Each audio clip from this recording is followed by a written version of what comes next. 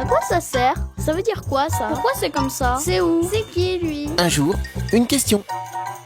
Pourquoi les volcans entrent-ils en éruption?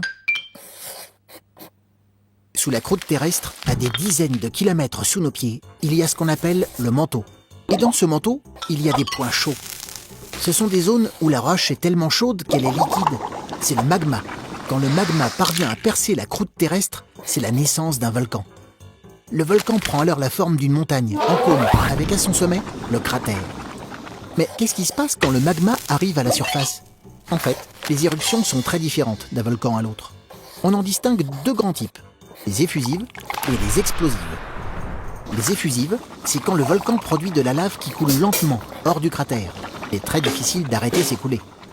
Les explosives, c'est quand le volcan projette des roches dans le ciel. Des cendres envahissent l'air et des blocs de magma durcis retombent au sol.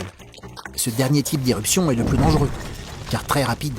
Les populations n'ont pas le temps d'évacuer les lieux.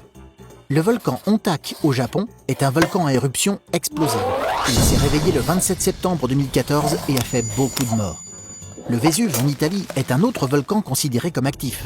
Il a détruit la ville de Pompéi il y a plus de 2000 ans.